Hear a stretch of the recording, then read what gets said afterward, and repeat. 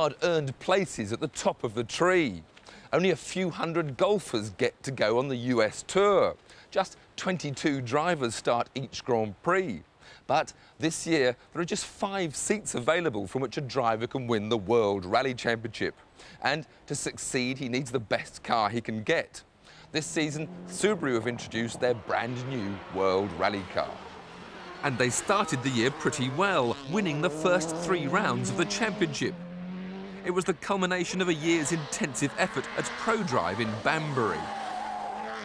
February '96, and managing director David Richards meets his technical director David Lapworth and design consultant Peter Stevens to decide the targets for the new car. Anyway, we've got to make a style statement here. We've got to make that car look really just a new dimension. We can rework the turbo, we can rework some of the engine internals, so we'll gain a significant, not huge, but significant amount of power. What we're going to have to do is obviously have a fairly concentrated wind tunnel test program with it, you know, some visits to the wind tunnel. But I want people to look at that car when it's stationary and think it's going 1,000,000 miles an hour. It's not easy to imagine that dynamic effect when working on a clay model, but Peter Stevens designed the McLaren F1, the world's fastest production car, so he's likely to turn out something special. The new regulations allow the Subaru to have a wider track, but the bulging wings have to be in steel and fully styled into the car, not just bolted on. That's helped by choosing the 2-door version of the Impreza. By early March, Peter Stevens' designs have received final approval. Inside the new skin, David Lapworth's team were able to modify the body and the roll cage, seeking the greatest possible rigidity as a way to optimise handling. You can't be precise with springs and dampers if they're attached to a flexible body shell. And that's that you'll see in all areas of motorsport, whether it's Formula One, touring car racing, or more even in rallying now. So we're trying to make the body shell stiffer without adding weight to it, and that's where the CAD system comes into its own. The computer analysis showed that adding 2 simple struts near the rear axle increased stiffness by 18%, and all without needing to build several full-scale prototypes. Maximum engine power is limited by a restrictor in the air inlet, but the new rules allowed the manifolds to be redesigned and the turbos placed in a more convenient position. Optimising the design through the summer gave an impressive 8% increase in torque.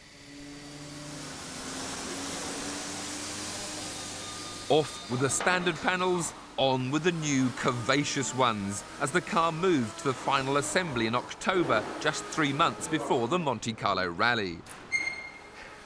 In fact, it was only 3 weeks before the international launch in Spain, just before the last round of the '96 season. In the hills behind Barcelona, the world's rallying press were ushered into the new era for rallying, as seen by David Richards. Rally cars have historically been based very much on production units. These cars, sure, they've got the roots in production cars, but we've got the lovely exciting colours, the excitement of the wings, the performance, everything about them is extending the sport to a new dimension. 5 days later, the team got their first chance to drive the new car in anger. Colin McRae had just won the Rally Catalunya in the old car and was impressed with its replacement. Obviously the car straight out the box and straight away it was quicker than the old car. Just generally everywhere it's a bit better, so it's looking very promising. By the time the team returned to Catalunya last month for this year's event, that promise had been fulfilled with 3 straight victories. This was the shakedown day to confirm the results of earlier testing in Corsica. We have 1 new tyre we're going to try today, which is just the latest development we've found from the last test, so we'll try that today and that's all really. You won here last time, so it should be easy. Yeah, if you say so. The shakedown went well, but the Subarus ended up being beaten for the 2nd time running by Mitsubishi, and they were using their old Group A car. So why wasn't the World Rally car obviously better? I guess you'd have to say the Group A Mitsubishi is very much the benchmark that the regulations were based on. The main advantage is that it's made the homologation process much simpler and much easier. It means that any manufacturer really who's serious about the World Championship now could come into the championship without having to get locked into a very complicated, long-term process to make a special road car. It's hoped that the much cheaper homologation requirements will soon tempt 2 or 3 more manufacturers into the small group competing at the top level, and that will make Colin McRae's profession slightly less exclusive. How did he react to the pressure of occupying one of those 5 championship seats? It's very, very difficult to get to this level of the sport, and probably even more difficult to stay there. There's an awful lot of young guys biting at our heels, so there's quite a lot of pressure to perform and stay there. It was time for me to observe the skills that had gained Colin this privileged position. Don't worry, just warming up the tyres. Just a 3-mile country drive with Colin McRae. Very pleasant.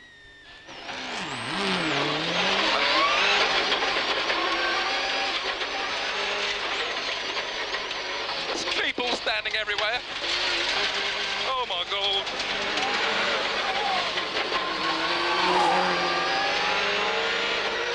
It's nice going uphill. I feel almost confident. Oh no, I don't. It actually feels incredibly smooth. We're going over the roughest roads of Spain, and yet the suspension seems to take it. Watching Colin, he hardly moves the steering wheel on these tarmac roads. Slotting through the gears, the grip is amazing. Little nudge of the handbrake there just to get the back out for the tighter corners. Over the top and down the other side, now on smooth new tarmac, and it was getting a little more hectic. And again, a nudge of opposite lock, all done in this wonderful, calm, relaxed, flared look. Oh no, a quick S. Ooh, ooh.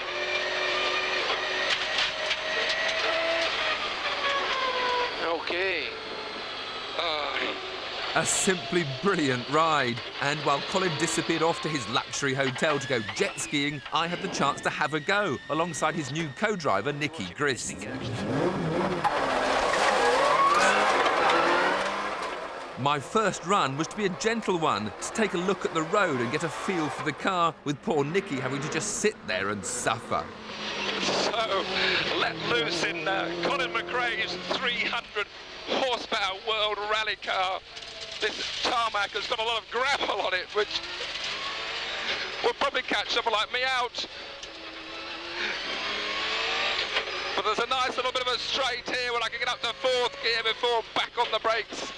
3rd, 2nd, straight through that gearbox. And straight away this World Rally car, it just invites confidence, even in the inexperience like me.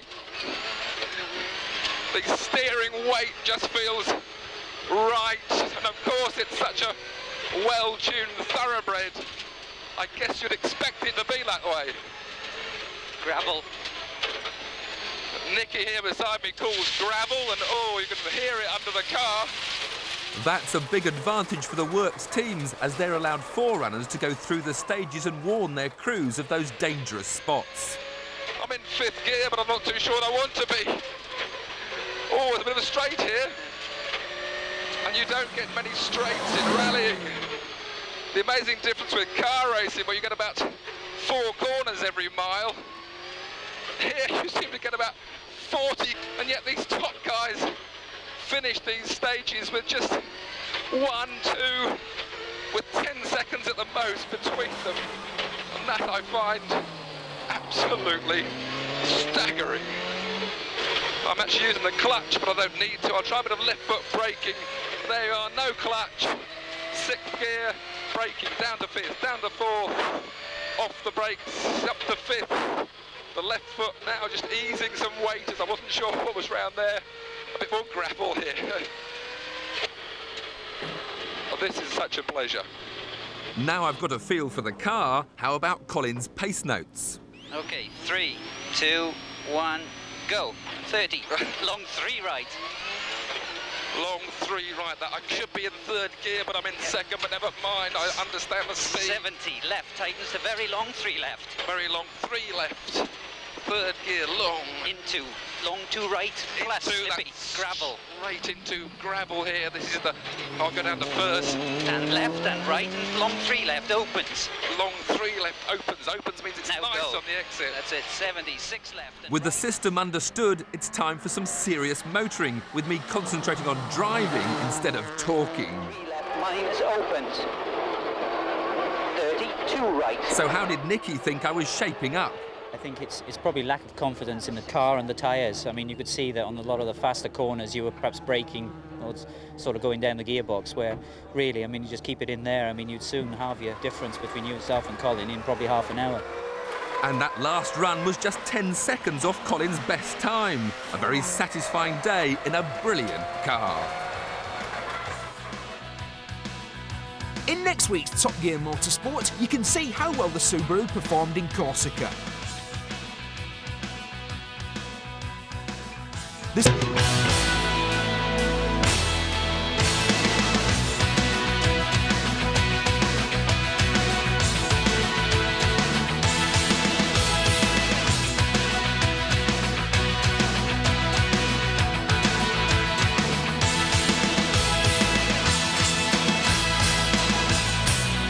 Hello and welcome to Top Gear Motorsport, which this week comes from the Mediterranean island of Corsica. Victories in Portugal and Catalonia mean that Mitsubishi's Tommi Mäkinen stands on the verge of a hat-trick here in Corsica. There's only the small matter of the other championship contenders to beat, among them Colin McRae, who badly needs a victory to put him back into contention in the championship. Oh, and just as in Catalonia, there are 2 jokers in the pack. On tarmac, it seems it doesn't matter what World Rally car you drive, the car to beat is a Peugeot 306.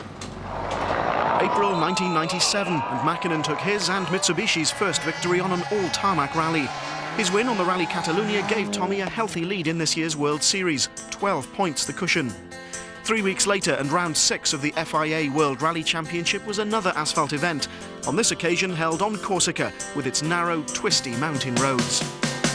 1997 was the 41st running of the Tour de Corsica. Based in the island's capital, Ajaccio, the 3-day event included over 125 miles of new stages. Even the World Championship old-timers would be tackling them for the first time. How good a feeling, though, was it, Tommy, to have actually won your first tarmac event? It was really something. It's an unbelievable feeling, and of course it gives very good confidence for this event. Get the feeling the drivers aren't too happy about Corsica this year? Well, it has been a long recce for us. That's the main thing in 5 days, and I think the route needs to be redesigned a little bit. The new stages they've picked are terrible. One stage is very bumpy and dangerous. A lot of the other stages are very dirty. So it's not really a very nice tarmac event to drive on. This event I've been just once before 2 years ago. I spoke with Carlos and he said even for him, he's been last 10 years here and there's 220 kilometers new for him. And so I think then we are a bit more equal at the moment. Do you think you can win here? It's going to be very difficult. Tommy's got a bit of a lead, so if we could win here it would half the points margin, which is what we want to try and do. A lot of good experienced driver in this condition, and it's going to be very difficult. Day one began in brilliant sunshine as championship leader Mäkinen led the cars away from the start ramp. Ahead of them, 18 stages covering over 250 miles. Unlike previous rallies, this year's Tour de Corsica would return to Ajaccio each night. The first leg, 6 stages, were all in the mountains south of the town.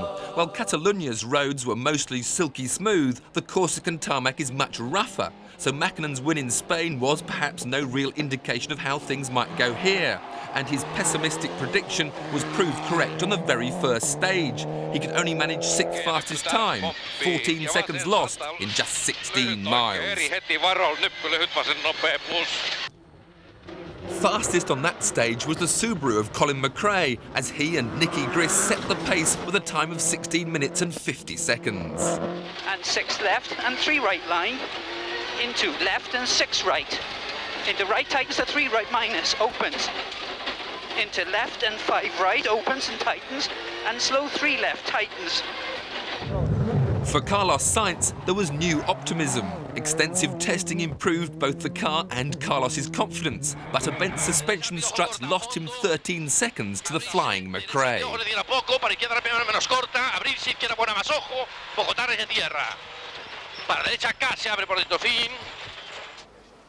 The second of the two Subarus was driven by Italy's Piero Liatti, the winner of the first round of the championship, the Monte Carlo Rally. He set the fourth fastest time on stage 1, just 8 seconds down.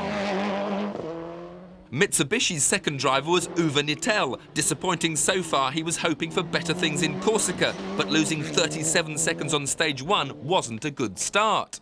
So it was left to the screaming Formula 2 Peugeots to challenge McRae for the lead. The power-to-weight advantage of the front-wheel drive machines was working in their favour on the dried tarmac. And after stage 2, the rally lead had changed hands. Gilles Panizzi now led. François Delacourt, his teammate, moved up to second, 6 seconds in arrears and 7 ahead of the now third-place McRae. The World Rally contenders were not amused. These little F2s are doing well again. What do you make of it all? Well, I think it was sort of expected. You know, we've seen how well they've been going in the French Championship, and I think in conditions like this, on twisty roads like we have in Corsica, you know, we did think that they would be right there with us. We need to have a lighter car or a far wider tyre and more horsepower. Colin McRae in particular was saying it makes it unfair for the WRC cars because the way they are, the regulations that they have mean they can't compete with you. I don't agree with him. It's too easy. I think somebody has to rethink in the regulations, in my opinion. That's not, they are not doing the whole championship, so it's... Regulations a big problem for you at the moment? No, for me no. It's for Ford, Subaru, Mitsubishi, for all the World Rally cars, not for Carlos Sainz. For me, it's not a problem. We shouldn't have a car that's designed for a national championship putting up faster times and probably winning a round of the World Championship. If you're in France and you're designing a car to win your local events, then you might design what they've done. But if you want to go right round the world, you want to win Safari, you want to win the RAC in Great Britain, you want to go to the snow in Sweden, you build one of these cars.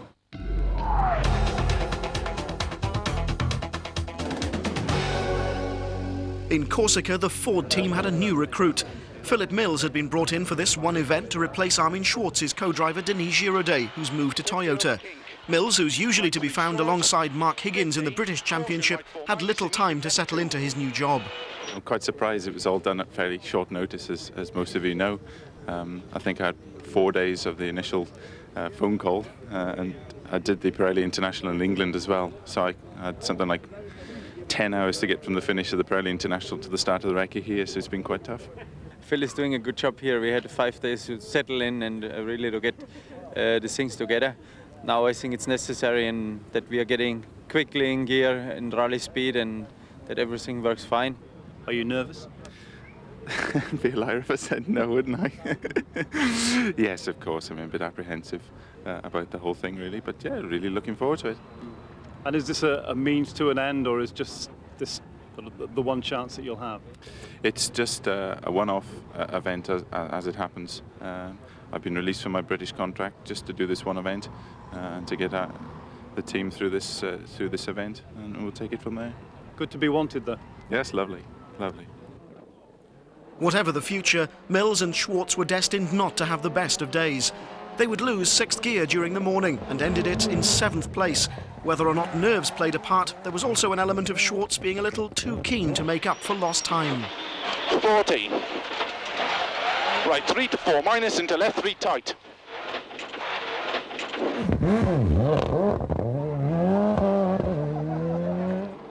Nittel, too, was guilty of over-enthusiasm. In his case, though, Corsica bit back.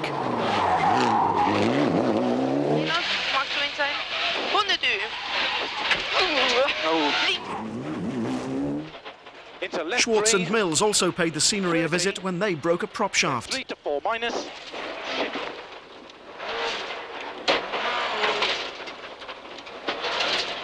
Okay. The damage to the front of the car and the prop shaft could be fixed at service, but the incident meant that they finished the day in 8th place. The morning's sunshine had given way to cloud and rain showers as the day wore on, making tyre choice difficult. Piero Liati, co-driven by Fabrizio Pons, ended the day in 5th place, 10 seconds behind their Subaru teammates Colin McRae and Nicky Grist.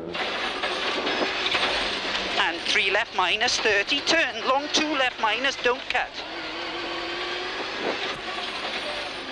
Into 3 right plus line, and 3 left minus. After that bent suspension strut at the start of the day, Carlos Sainz and Luis Moya went on to set 3 fastest stage times, leapfrogging the Subarus to reach the end of leg 1 in 3rd place. The Spaniards were happy men. Even happier were the Peugeot team. Francois Delacour and Daniel Grateloop were in 2nd place after the rally's first leg. The Peugeot domination of the rally, as many had feared, had become a reality. Gilles Panizzi, co-driven by his brother Hervé, led their teammates by 6 seconds. It had been a superb performance by both drivers. The complaints from the World Championship teams about the advantages enjoyed by the 2-wheel drive cars seemed to be falling on deaf ears. In any case, they are complaining all the time. It's not my problem. Tomorrow I have to do my job and to do the best. And for sure, if it's raining tomorrow, it will be a big surprise for many, many people. If it rains, I think there'll be a big difference. But to make that much of a difference, we need very heavy rain. If it's just like today, then obviously the Formula 2 cars will be faster. So there'll be some McRae rain dancing in the hotel tonight? It's a difficult situation because the worst thing to drive on is wet tarmac. I mean, it's not enjoyable at all and very easy to make a mistake. So, for me personally, I would rather it was just cool and a bit like it is tonight, and at least we wouldn't have a problem with tyre wear. 6 stages gone and 32 seconds were all that separated the top 5. Tommy Mäkinen was only another 6 seconds behind Liati. The second day and tyre choice was critical. Leg 2 began with the longest stage, 31 miles of tarmac, and the skies threatened rain. Worried discussions were held between drivers, team managers and tyre technicians. A wrong choice could prove costly. No wonder there was intense interest in what the others chose. We have different choice. For example, on the Peugeot, they have one car on the slick tires and the other one on the rain tires. Carlos live on the rain tires, and the other thing they will live on the dry tires. At the start, the skies and the notice boards said it all. As the crews drove from the service area to the stage start, the heavens had opened, and if, like the Subarus, you weren't on rain tyres, you could forget setting a quick time in these conditions. Unfortunately for Panizzi, he was the one who'd chosen dry tyres for his Peugeot, a brave gamble which didn't pay off, and he lost 46 seconds on this one stage.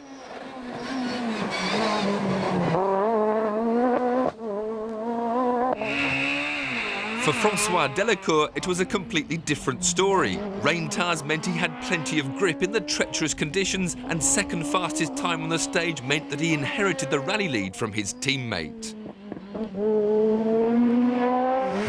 But the fastest time was set by Sainz, 10 seconds quicker than Delacour, with the 4-wheel drive of his world rally car finally having an advantage.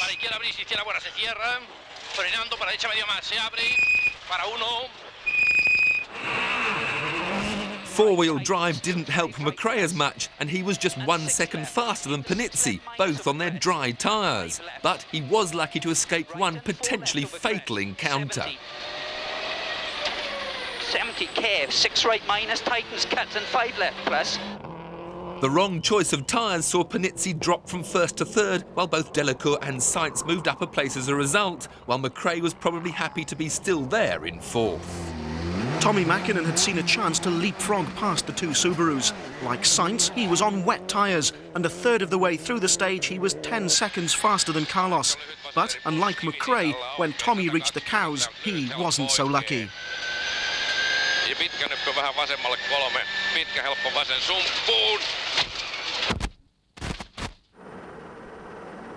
Mäkinen had been in 6th gear, travelling at around 100 miles an hour when he hit the cow, bouncing off a rock face and plunging 130 feet into a ravine. Amazingly, neither he nor Seppo Harjano were injured, but the car was destroyed in the accident. Recovering it gave the Mitsubishi team management a few headaches though, and eventually a crane had to be brought in to winch it back onto the road. Close up, the damage to the Lancer is clear, yet the cabin is relatively untouched, evidence of how strong modern rally cars are. As the car was being recovered, Mäkinen was already back in Ajaccio, having had time to reflect on one of the biggest accidents to befall any of the crews for years. The car looks to be destroyed. Are you and Seppo okay? Luckily, it was quite good luck. Car is completely destroyed, except cabin is in good condition. Not any bigger damage, and fuel tank also is all right. Everything else is completely destroyed. History's shown that if you have an accident here in Corsica, it'll be a big one. After all, Tommy's proved that. But even before the rally'd started, there was another accident which also proved just how strong modern rally cars are. If you remember that immaculate Subaru Impreza that Tiff drove in Catalonia a couple of weeks ago, this is how it looks now. Kenneth Eriksson's shunt while tyre testing had destroyed the beautiful car I'd driven in Spain. You're conscious of the privilege of being entrusted with such a machine, but there's no point in driving it gently. It's not designed for that. And in the back of your mind, there's the comforting thought that rally car design has come a long way since 1986, when Henry Toivonen and Sergio Cresto were killed in a Group B rally car on the Tour de Corsica. Well, there's no question that that was a turning point. Immediately in reaction to that accident, there was a change of regulations at the end of that season. That was the end of the era of Group B cars.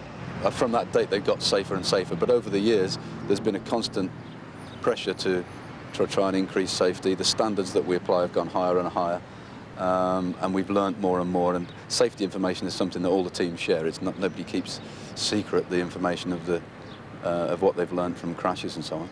This car's got a lot of features on it that are not required by the regulations that that detract from its performance, but we feel are justified. It's got a lot of extra side impact protection compared to what's required by the regulations. The roll cage is well beyond the minimum required in terms of the FIA regulations and so on.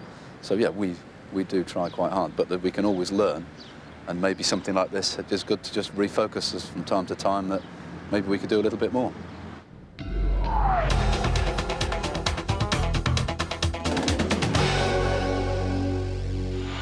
While Mäkinen could count himself unlucky to be out, Armin Schwartz had only himself to blame. It's 17k. The accident might not have looked that serious, but just 200 yards further on, the left rear wheel fell off. Schwartz's frustration is clear. I can't believe it, I can't believe it. Incredibly, driving like this for nearly 11 miles only cost Schwartz 3 minutes, despite the fact that at times the car was almost uncontrollable.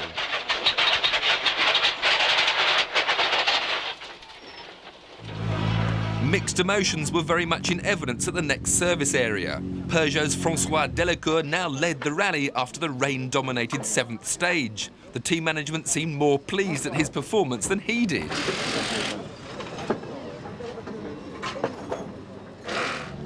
Over at Ford, Schwartz's sorry-looking Escort arrived on 3 wheels. His mechanics now had just 20 minutes to try and restore the car to its more usual appearance. What happened? It's quite easy to tell. We hit the bridge, narrow bridge. You hit a bridge? Yeah, we hit a bridge and lost the wheel. At Subaru, the talk was still of tyres and rain. I check in 1 minute 20. 1 minute. So, come on, if you want to, then. Yeah, we can still do it. Come on, change it now. A rare moment of indecision hinted at the continuing importance of tyre choice. So who's gone out on what? Colin's gone on the what is effectively a dry weather tyre, and Pierre's gone out on what is an intermediate tyre for damp, humid conditions. What is the decision, Carlos? Well, we go for a dry tire, medium compound, which it's a lottery because you don't know what is in 2 hours. But you are now quicker on the stages than François Delacour? We will see. The threat of rain hung over the remainder of the second leg, but the weather had played its part. There would be no more unpleasant surprises. Besides the Peugeots, the Formula 2 Renault Méganes were setting some impressive times. Claude Balesi was 10th at the end of the day. 9th was Schwartz, by now 4-wheel driven once again. 8th was the Renault of Serge Jourdain, who'd struggled with brake problems all day. Uwe Nettel's Mitsubishi was 7th, just 1 place away from a point-scoring position. 6th place was held by Philippe Bugalski's Megane.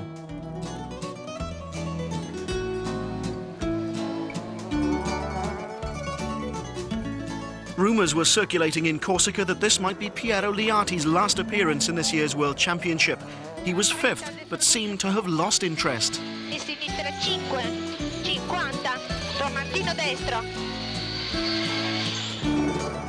After either setting or sharing fastest time on 4 of the day's 6 stages, Colin McRae was 4th.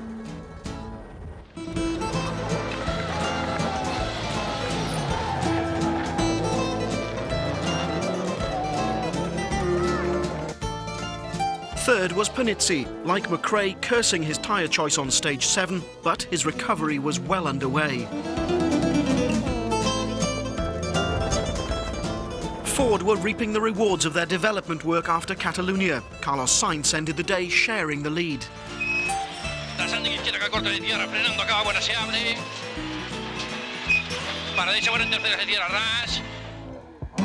The driver on exactly the same time as Sainz was the fiery Frenchman Francois Delacour.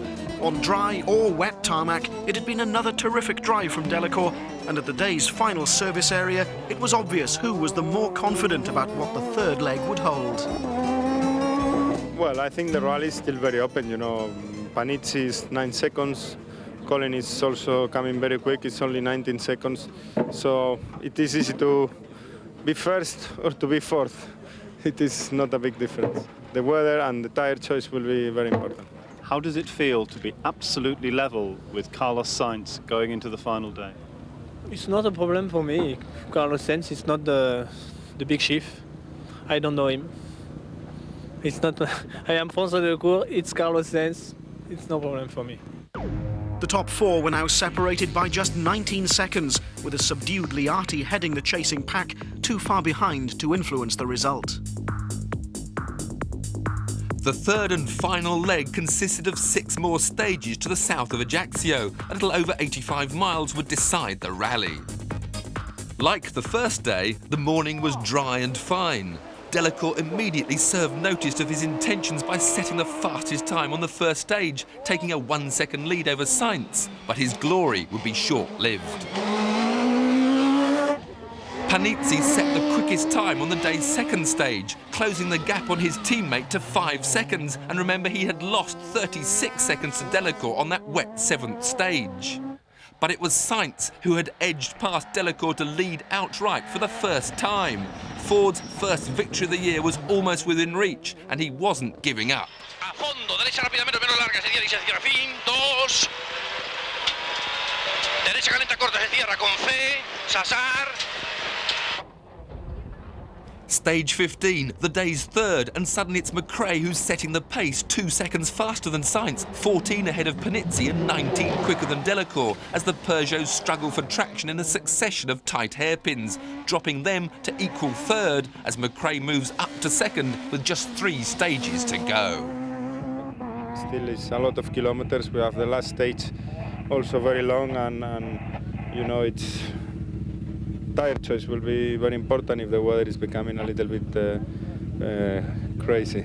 We have to take the gamble whether we take the softer tyre for the performance or we go with the harder tyre and lose performance. You know, it's guaranteed we lose performance with the hard tyre. It's just a question of whether the soft tyre will work. I don't know how much it is up to you, but if it were up to you, what would you want to do now? I think we take the softer tyre and we go for the performance.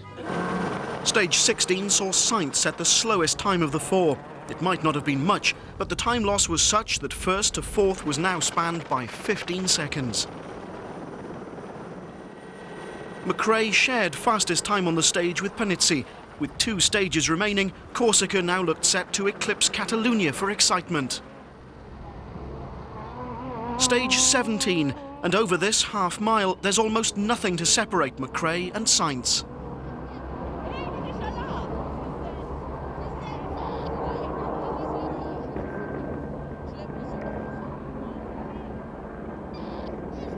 After stage 17, second place was shared by McRae and Panizzi, now both 7 seconds behind Sainz. So the final 21 miles of serpentine Corsican roads would provide the decider. One stage to go, the lead is not so great. Can you still win? We will see. I think the tyres will make the difference, to be honest. Carlos says it's all about tyres now. Yeah, it looks like it. We've got people all over the place in the stage now just giving us weather reports, so it's just down to picking the right tyre. There was no shortage of advice on choosing tyres for the final stage. This time there could be no mistake. Much of the stage was wet and the advantage swung in favour of the four-wheel drive teams. Carlos flew through the stage, taking 34 seconds off Delacour and effectively ending half of the Peugeot challenge. Panizzi lost 23 seconds. His fortunes literally turned around on the stage. Now the only driver who could catch Sainz was McRae. 50, 6 left over crest, opens, 70. Crest and 4 right plus, tightens. And 5 left minus, tightens. Into 6 right tightens, the 5 right plus line. And 5 left plus. 50, 6 left, 50, 3 right plus, and opens. Into 4 left plus, opens. 50, 4 right minus. And 4 right tightens, don't cut. And 6 left minus. 50, 3 left plus line, and opens the 6 left. And right into 5 left line, into 4 right plus, and long 6 left minus line, 100. Needing to take 8 seconds off Sainz, McRae seemed to get faster as the stage went on. 6 left, 70. 4 left minus slippy, opens maybe, 100. Care, 5 left plus, tightens, don't cut. 50. Okay, 25 or 26. How's it going? I think it was quite a good result. Not only had Colin taken the 8 seconds he needed to win, but another 7 seconds as well. It was a superb performance from both Colin and Nicky Grist to snatch victory right at the very end. 15 faster, so it's more than I thought then. McRae's winning margin was 8 seconds from a stunned Carlos Sainz. The Peugeots were 3rd and 4th, while Liati possibly bows out of the championship with a 5th place. No points from Corsica for Mäkinen then, but he still leads the drivers' table. McRae's now just 2 points behind, with Sainz and Liati tied for 3rd place and Schwartz 5th. In the championship for manufacturers, Subaru have extended their lead over Mitsubishi to 18 points, with Ford still 3rd on 29 points. We took basically the same tyre as Carlos, so as far as I'm concerned it was a fair and square fight. You've driven as hard as you could? I couldn't go any quicker, probably harder than I could drive. In the end it took a very good drive from a very good driver to beat you, I think. Yes, I think it was no chance for us in the last stage. We lost nearly half a second a kilometre. It's a lot. I mean, it was no chance. So far this year, Ford have led 5 of the 6 rallies without managing a single win, but there are encouraging signs. The one nice thing to draw out of it is, I mean, at least the other rallies we've been leading at various points in the rally, but at least this particular rally we were leading right until the final stage. So the way I'm looking at it is that at least we are getting nearer. So hopefully next time, you know, we'll actually manage to get to the end of the last stage in first position. Next time is later this week in Argentina, but could Phil Mills be there, trying to improve on his 9th place with Armin Schwartz? Yes, I mean, there is a chance, but we'll just sort it out over the next couple of days. What would that mean for your career? Oh, it'd be tremendous again. It'd be just another notch on the World Championship stage, which would be fantastic for myself. The rumours were that you might not even be going to Argentina, but that they are wrong, you are going. I've been nothing else told, and I think we have to wait, and then who made the rumors, we'll see what happens. If they're right or wrong, I don't know anything about it. 2 days later, the rumours had proved true. Armin Schwartz had been dropped in favour of Juha Kankkunen, the 4-times world champion discarded by Toyota. His co-driver will be Juha Repo, so it's back to the British scene for Phil Mills. Meanwhile, there are now 3 clear candidates for the 1997 World Championship: Tommi Mäkinen, Carlos Sainz and Colin McRae. In Top Gear Motorsport.